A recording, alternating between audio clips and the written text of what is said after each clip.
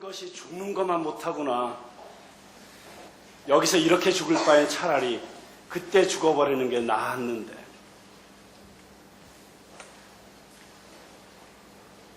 온 이스라엘을 떠들썩하게 했던 갈멜산의 영웅, 450명의 바알 선지자들과 싸우면서도 눈 하나 깜짝하지 않던 믿음의 용사, 3년간 가뭄이 들게 했고 죽은 사람을 살리게도 했습니다. 하늘에서 불이 쏟아지게도 했고 바알 선지자 450명을 단칼에 베어버리기도 했습니다. 게다가 가뭄으로 3년 가뭄으로 메말라 쩍쩍 갈라지던 땅에 한 번에 그 땅을 해갈시키는 비가 쏟아지게도 했습니다. 그는 한마디로 능력과 기적의 사람이었습니다. 게다가 자기의 두 무릎 사이에 머리가 들어갈 정도로 그렇게 간절하게 기도하던 기도의 사람이기도 했습니다. 여러분, 이런 정도의 체험이 있고 이런 정도의 믿음이 있고 이 정도로 기도하는 사람이라고 한다면, 그렇다면 어떤 상황에서도 어떤 환경에서도 의연하게 당당하게 가슴을 내밀고 사자후를 토해내는 그런 모습이 맞는 것 아닙니까? 왕 아니라 왕 할아버지가 위협을 해도 담대하게 맞서는 그런 믿음의 영웅이 되어줘야 하는 것 아닙니까? 그런데 오늘 우리가 성경에서 만나는 엘리야는 비겁하게 도망을 치고 있습니다. 두려움에 떨며 죽어라고 도망을 칩니다. 이세벨이라는 여자가 차갑게 던진 그 한마디, 물론 여자의 차가운 말은 아프긴 아프죠. 얼마나 정신없이 도망쳤는지 지치고 고난 몸을 이끌고 어두컴컴한 동굴에서 굶주려 지쳐 쓰러져서 탄식처럼 내뱉은 말이었습니다. 차라리 그때 죽을 걸. 갈멜산의 전설은 이제 뒷말거리가 되었습니다. 한때 잘 나가던 추억은 있지만 현재의 사정은 입에 올리고 싶지도 않을 만큼 절망을 안고 살아가는 사람들이 있지요. 그러나 온 세상이 나를 비웃는다고 해도 그때 나를 찾아오시는 분이 있으십니다. 모든 사람들이 나를 떠나갈 때 그때 나에게 다가오시는 분이 계십니다. 산 것이 죽는 것만 못하다고 여겨질 때 그때 우리를 찾으시는 분이 계십니다. 오늘 우리는 절망적인 도망자 엘리야의 이야기를 통해서 그렇게 우리에게 찾아오시는 하나님, 우리 인생의 절정, 최고로 잘나가는 정상 갈멜산에만 찾아오시는 분이 아니라 내가 실패하고 좌절하여 웅크리고 있는 호렙산에도 찾아오시는 그 하나님, 엘리야의 하나님, 나의 하나님, 우리의 좋으신 하나님, 그분을 만나시는 시간이 되시기를 주님의 이름으로 축원합니다. 자, 엘리야가 어느 정도로 비참한 상태에 있습니까? 1절에 보면 엘리야가 바알의 선지자를 다 죽인 이야기를 아합 왕이 이세벨에게 합니다. 2절에 보면 이세벨이 엘리야에게 사자를 보내서 내가 너를 반드시 내일까지 죽이겠다고 그렇게 협박을 합니다. 3절에 보면 이 말에 바짝 씨앗이가 된 이런 구원받기 전의 용어가 떠오르고 있습니다. 바짝 겁을 먹은 엘리야가 부엘세바로 도망을 갑니다. 여러분, 한번 제가 여러분에게 지도를 보여드리겠습니다. 우리 이스라엘의 지도인데요.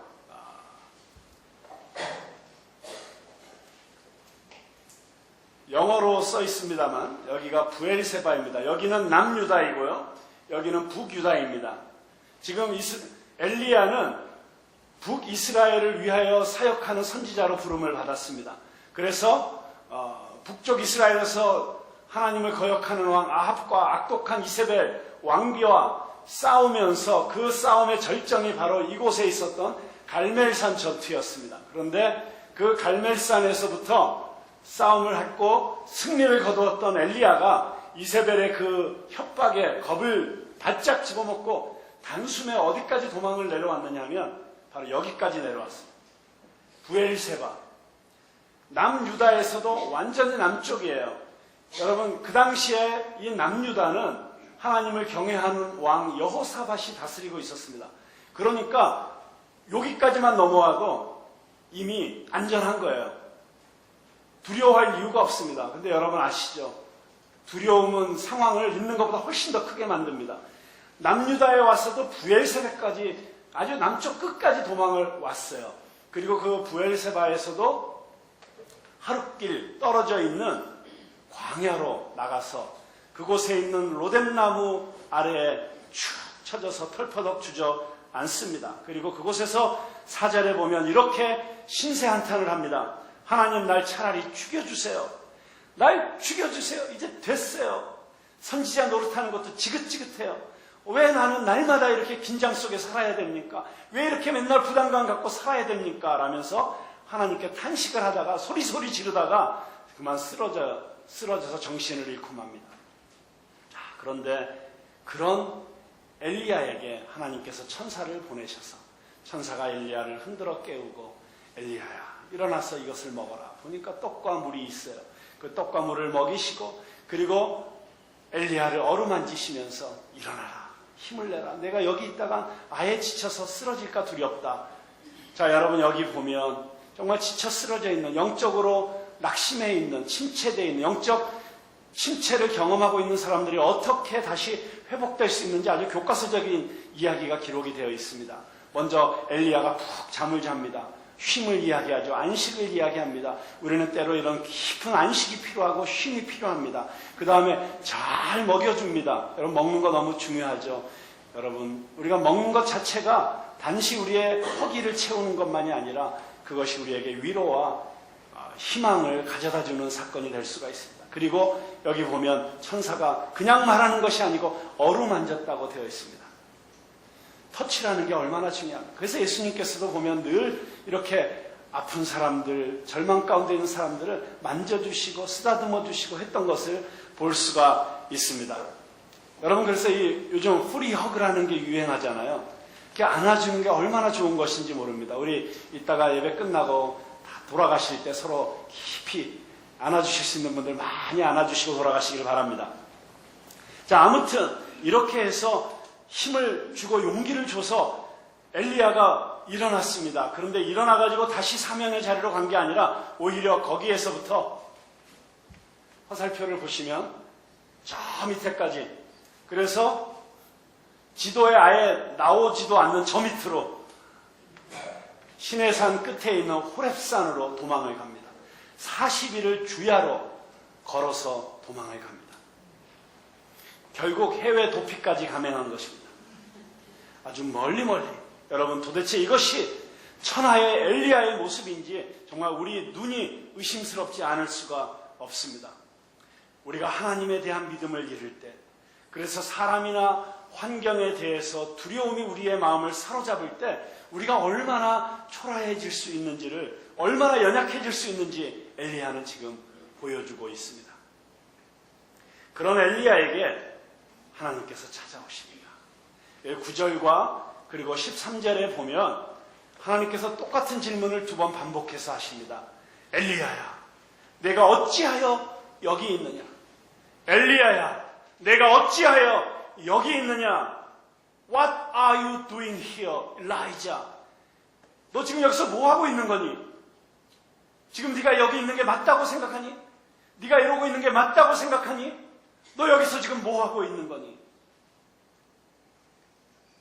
여러분, 때로 우리를 향하여 안타깝게 부르시는 주님의 음성을 들을 때가 있죠.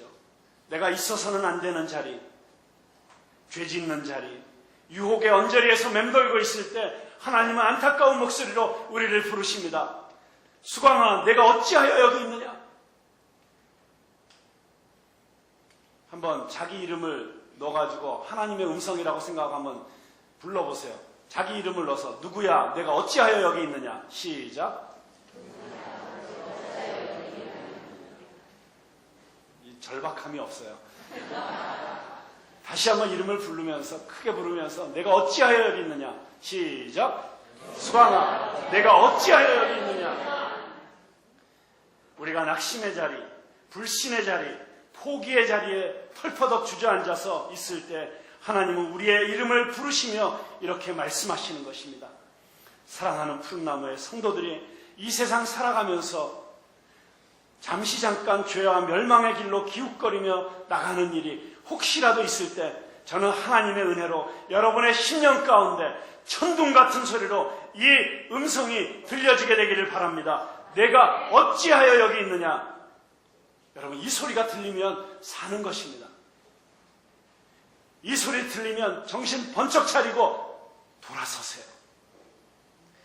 엘리야의 사명, 내 사명은 북이스라엘을 향한 선지자의 사명인데 한창 남쪽인 이 시나이 반도 끝까지 와서 지금 뭐 하고 있는 것이냐?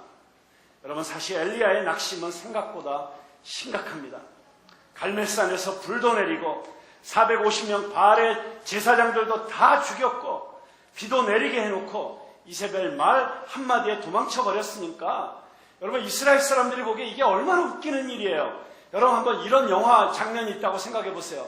조직폭력배들이 기관단총 들고 무고한 사람들을 해치려고 쳐들어오는데 우리의 주인공이 권총 한 자를 들고 나가가지고 450명 기관단총 든 조직폭력배들을 총으로 다 죽이는 거야. 매트릭스 하면서 총알 다 피하면서 다 죽였어요. 그리고는 총구에서 나오는 연기에 후 하고 바람을 불면서 유유히 돌아서는데 앞에 조폭 마누라가 있어요. 새 총을 들고 자기를 딱 노리고 있습니다. 거기에 깜짝 놀라가지고 나세요 하고 도망가는, 말이 됩니까? 근데 딱 그런 분위기인 거예요. 그 엄청난 승리를 거뒀던 엘리야가 지금 이세벨 말 한마디에 나 걸음아 나 살려라 하고 도망가면서, 그렇기 때문에 이게 무슨 꼴이 된 겁니까? 이세벨이라는 그 악독한 여자를 450명 바알의 제사장보다 더 큰 존재로 만들어버렸고, 아니 오히려 우리 하나님보다 더 위대해 보이는 존재로 만들어버린 게 엘리야예요. 우리 하나님을 우리의 보스라고 생각한다면 완전히 보스의 얼굴에 똥칠을 한 조직원이라고 생각을 해보세요. 자, 그렇다면 그 보스는 이런 조직원을 어떻게 해야 될까요? 야, 가서 치워버려. 너는 다시는 우리 조직에 못 들어와. 뭐 이러면서 정리를 해야 맞는 거 아닙니까? 그런데 이런 엘리야를 하나님은 어떻게 대하시는가? 실망하고, 야, 됐어, 이제. 내가 그놈 얼굴 볼 일 없다. 그렇게 버려도 되는 상황이지만 하나님께서는 바로 그런 엘리야를, 그런 비참한 상태에 있는 엘리야를 찾아오십니다. 하나님은 우리가 절망으로 도망쳐서 들어간 그 동굴 안까지 찾아오시는 분이신 줄로 믿으시기 바랍니다. 9절 한번 같이 읽어볼까요? 9절.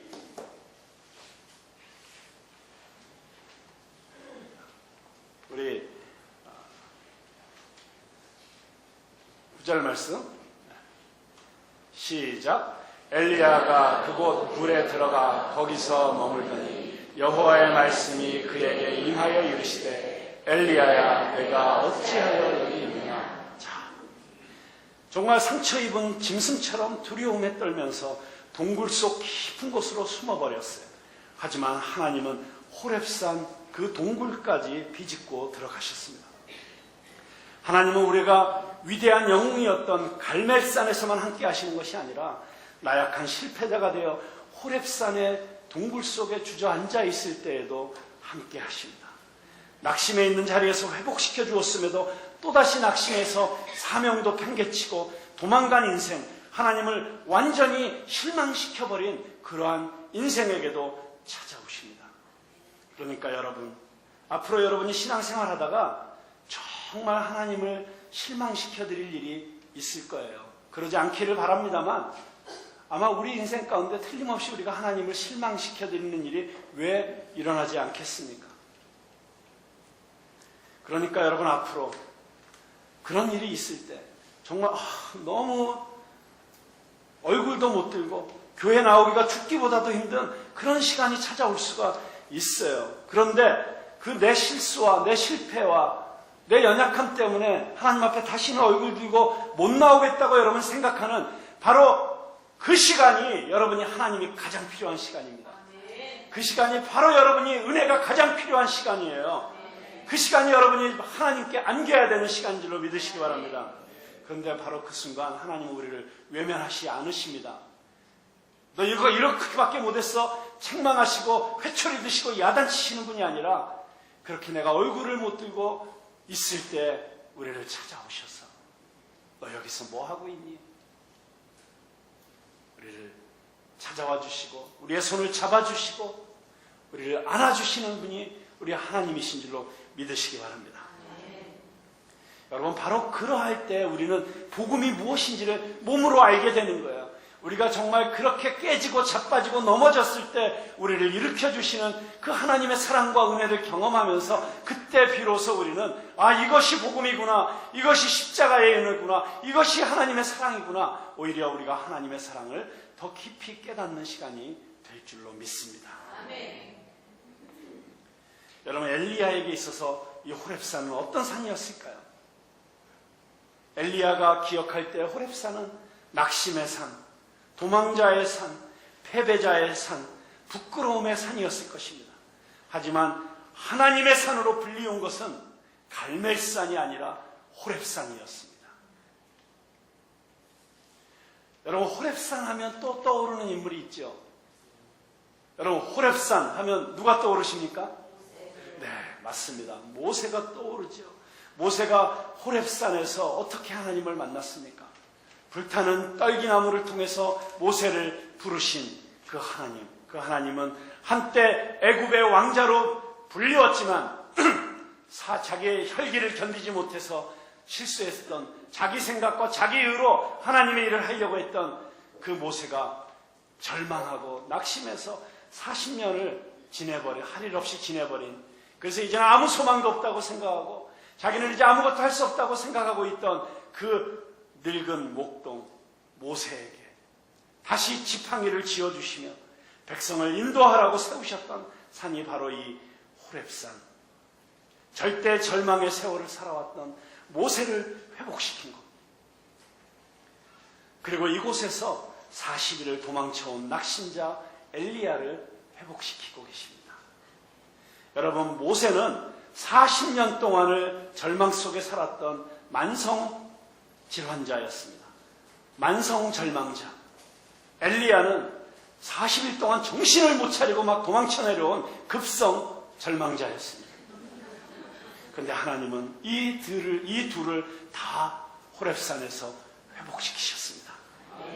그래서 이 산은 모세의 산도 엘리야의 산도 아닌 하나님의 산인 것입니다. 처절하게 절망한 인생들을 다시 일으켜 사명의 지팡이를 붙들게 한 땅. 여러분, 하나님의 회복을 막을 절망은 없습니다. 하나님의 은혜를 막을 수 있는 저주는 없습니다. 하나님의 사랑을 막을 수 있는 죄는 없습니다. 그 어떠한 죄도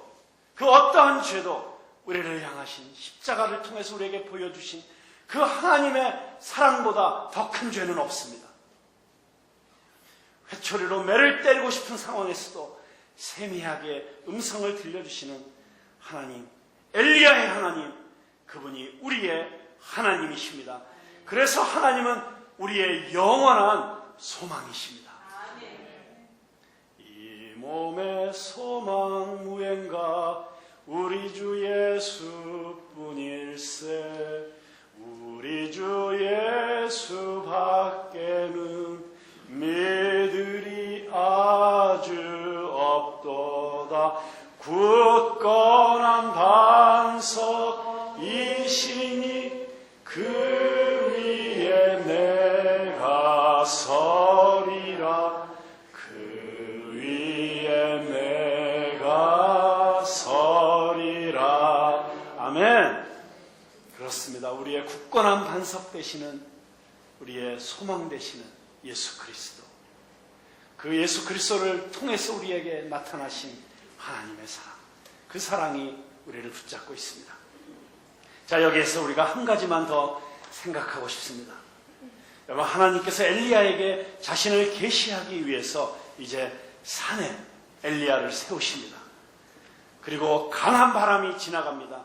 그 강한 바람이 산을 가르고 바위를 부숩니다. 엄청난 태풍과 같은 바람이 그 산을 휘몰아칩니다.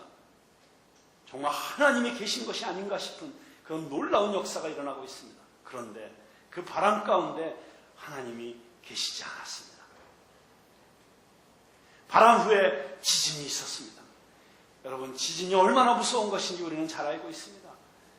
그런데 그 지진이 땅을 흔들고 땅을 쪼개면서 다가오고 있습니다. 그런데 그 지진 속에도 하나님은 계시지 않았습니다. 지진 후에 거대한 불덩어리가 떨어지기 시작합니다. 굉장한 광경이죠. 그런데 그 불 속에서도 하나님은 계시지 않았습니다.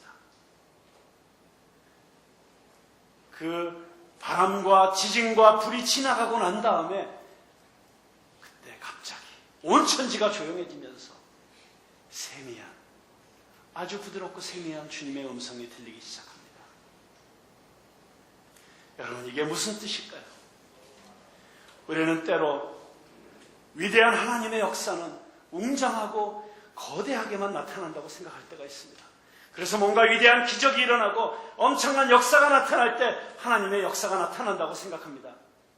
그런데 놀랍게도 하나님의 역사는 마치 눈에 보이지 않는 작은 겨자씨 하나가 땅속에 묻혀 있는데 거기로부터 시작해서 나중에 큰 나무를 이루어 그 나무들이 이 땅에 퍼져나가 숲을 이루고 그곳에 온갖 새들이 날아와 깃드는 그런 역사처럼 그렇게 아주 작은 세미한 음성으로 작고 조용하게 시작된다는 사실을 우리가 잊지 말아야겠습니다.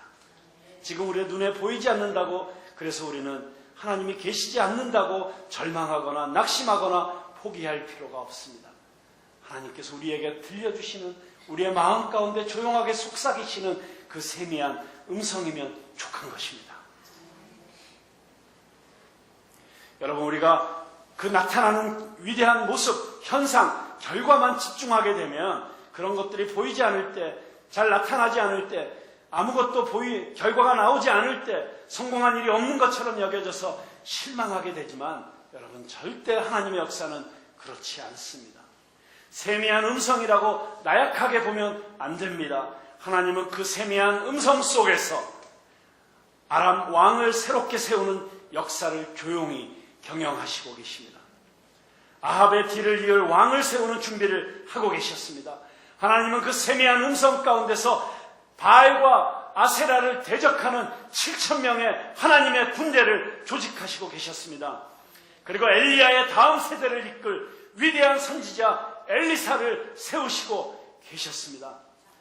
하나님은 세미한 음성 가운데서 이 위대한 다음 세대의 역사를 이미 시작하고 계심을 엘리야에게 알려주신 것입니다. 저는 우리가 이 하나님의 세미한 음성을 들을 수 있는 축복을 누리게 되기를 바랍니다. 이 음성을 들으며 엘리야는 위로를 받습니다. 그렇군요, 하나님. 아직 바알에게 무릎 꿇지 아니한 7,000명의 용사가 있군요. 하나님, 그렇군요. 저의 뒤를 이어서 이스라엘과 유다를 회복시킬 나보다 더 큰 선지자를 주님 이미 준비하시고 계셨군요. 감사합니다. 이제 희망이 있습니다. 용기가 납니다. 위로를 받습니다. 근데 여러분, 하나님의 역사는 그 위로에서 끝나는 것이 아닙니다. 위로가 하나님의 목적이 최종 목적이 아니라 하나님의 최종 목적은 위로받은 그 10년 가운데 새로운 하나님의 역사를 보여주시는 것입니다. 그리고 그 역사의 한가운데 여러분이 쓰임받도록 불러주시는 것이고 세워주시는 것입니다. 우리의 소명을 회복시켜주시는 것입니다. 우리의 비전을 다시 보게 하는 것입니다. 우리에게 다시 꿈꿀 수 있는 용기를 주시는 것입니다.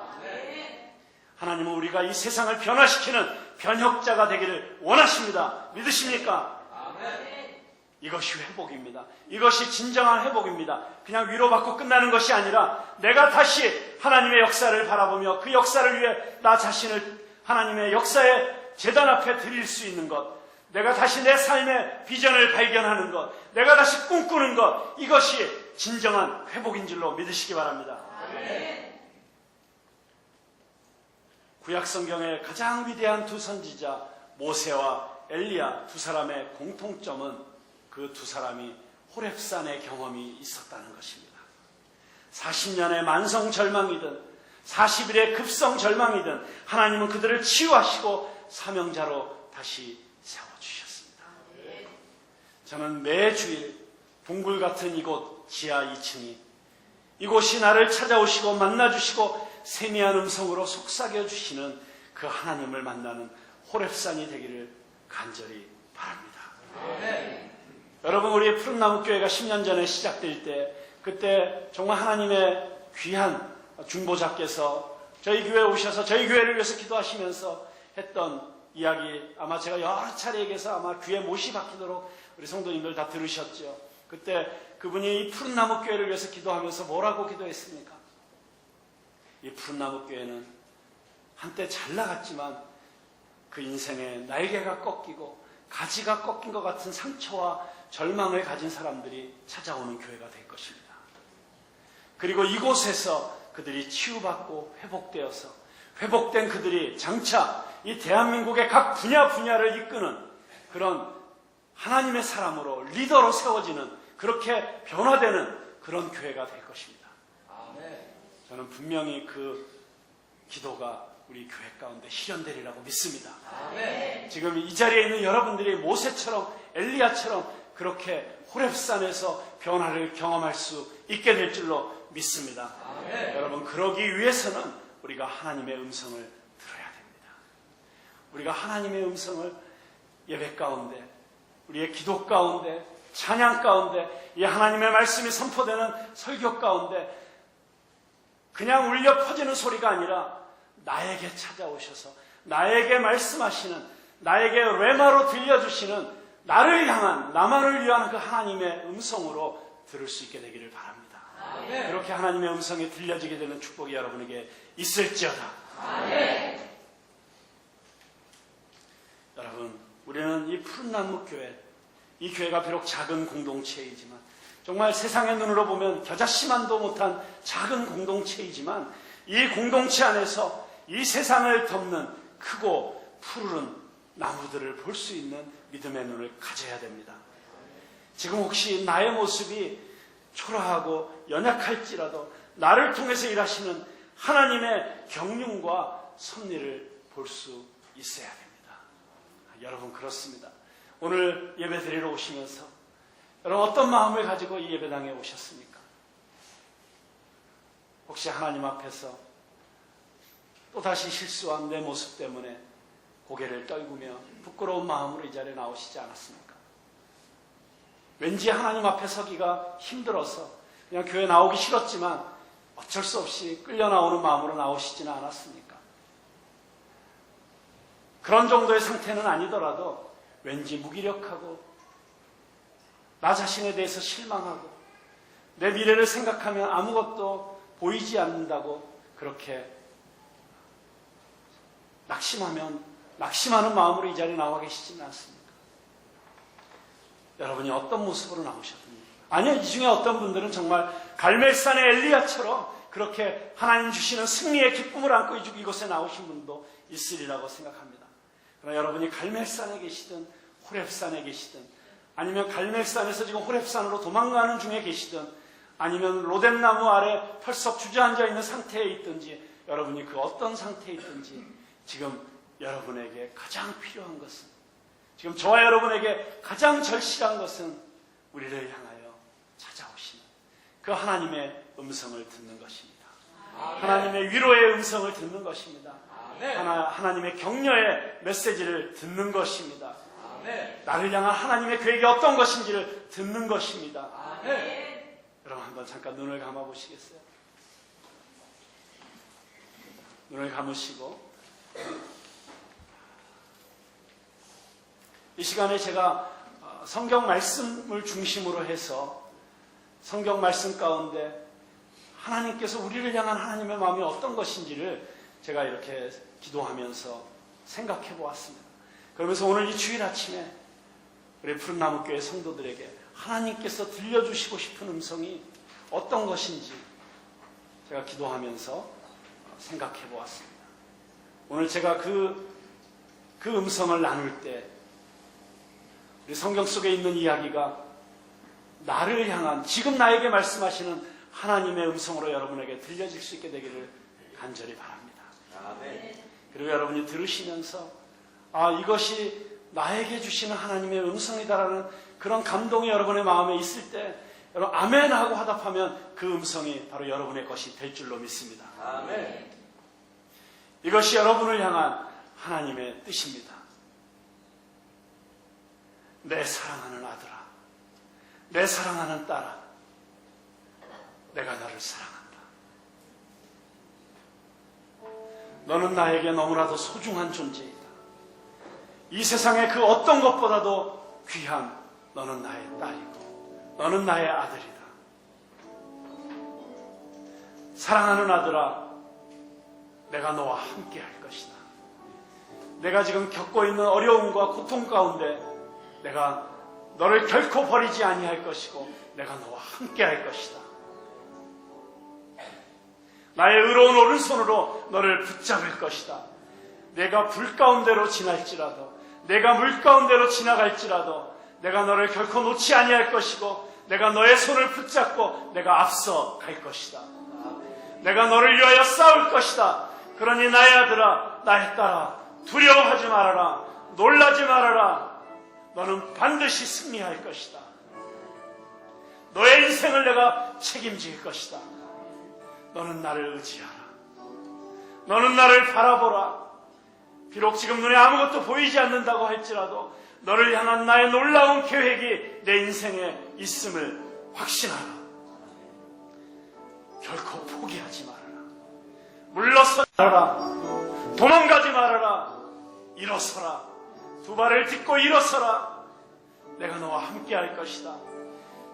세상이 너를 반대하여 덮쳐온다고 할지라도 세상이 너를 짜부라뜨리려고 할지라도 내가 너와 함께 할 것이기 때문에 너는 반드시 그 상황을 뚫고 일어설 것이다. 나의 독생자 외아들 예수 그리스도가 십자가에서 너희를 위하여 너의 모든 죄의 대가를 다 지불하였노라. 그러므로 너는 부끄러움 없이 나에게 나아오라. 예수 그리스도의 의의 옷을 입고 언제든지 나에게로 나아오라. 내가 너를 안아줄 것이고 내가 너의 눈물을 닦아줄 것이고 내가 너의 탄식 소리까지도 내가 귀 기울여 들을 것이다.